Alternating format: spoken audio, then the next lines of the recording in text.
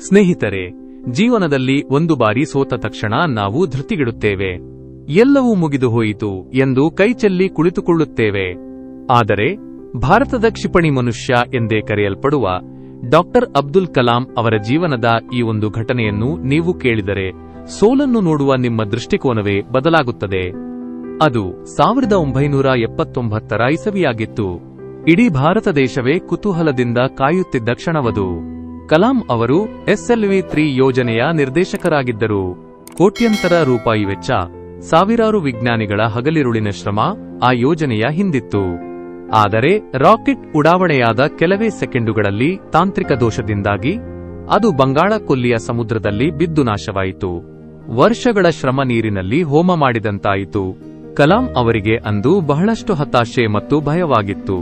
ಪತ್ರಿಕಾಗೋಷ್ಠಿಯಲ್ಲಿ ಜನರಿಗೆ ಮತ್ತು ಮಾಧ್ಯಮಗಳಿಗೆ ಏನು ಉತ್ತರ ನೀಡಬೇಕು ಎಂಬ ಆತಂಕ ಅವರನ್ನು ಕಾಡುತ್ತಿತ್ತು. ಆಗ ಕಲಾಂ ಅವರ ಬೆನ್ನಿಗೆ ನಿಂತವರು ಅವರ ಗುರುಗಳಾದ ಪ್ರೊಫೆಸರ್ ಸತೀಶ್ ಧವನ್.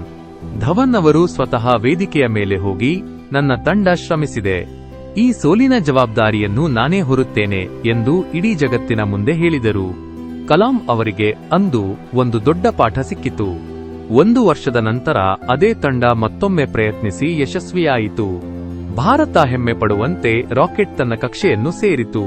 ಅಂದು ಸತೀಶ್ ಧವನ್ ಅವರು ಕಲಾಂ ಅವರನ್ನು ಕರೆದು ಹೇಳಿದರು, ಇಂದು ಗೆಲುವು ನಿನ್ನದಾಗಿದೆ, ನೀನೇ ಹೋಗಿ ಪತ್ರಿಕಾಗೋಷ್ಠಿಯನ್ನು ನಡೆಸು. ಸೋಲನ್ನು ತಾವೇ ಹೊತ್ತು ಗೆಲುವನ್ನು ತಂಡಕ್ಕೆ ನೀಡುವ ನಾಯಕತ್ವದ ಗುಣವನ್ನು ಕಲಾಂ ಅವರು ಅಂದು ಕರಗತ ಮಾಡಿಕೊಂಡರು. ಕಲಾಂ ಅವರು ಯಾವಾಗಲೂ ಹೇಳುತ್ತಿದ್ದರು, ಫೇಲ್ ಎಂದರೆ ಫಸ್ಟ್ ಅಟೆಂಪ್ಟ್ ಇನ್ ಲರ್ನಿಂಗ್ ಎಂದು. ಸೋಲು ಎನ್ನುವುದು ಅಂತ್ಯವಲ್ಲ, ಅದು ಗೆಲುವಿನ ಹಾದಿಯಲ್ಲಿ ಸಿಗುವ ಒಂದು ತಿರುವು ಅಷ್ಟೇ. ಸೋಲನ್ನು ಕಂಡು ಓಡಿ ಹೋಗಬೇಡಿ, ಅದನ್ನು ಎದುರಿಸುವ ಹದ ಬೆಳೆಸಿಕೊಳ್ಳಿ. ಆ ಸೋಲನ್ನೇ ಮೆಟ್ಟಿಲಾಗಿ ಮಾಡಿಕೊಂಡು ಯಶಸ್ಸಿನ ಶಿಖರ ಏರಿ.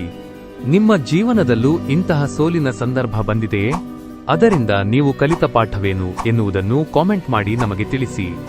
ಸಂಪೂರ್ಣ ವಿಡಿಯೋವನ್ನು ನೋಡಿದ್ದಕ್ಕಾಗಿ ನಿಮಗೆ ಧನ್ಯವಾದಗಳು. ಇಂತಹ ಮತ್ತಷ್ಟು ಸ್ಫೂರ್ತಿದಾಯಕ ಕಥೆಗಳಿಗಾಗಿ ನಮ್ಮ ಚಾನಲ್ ಅನ್ನು ಸಬ್ಸ್ಕ್ರೈಬ್ ಮಾಡಿ.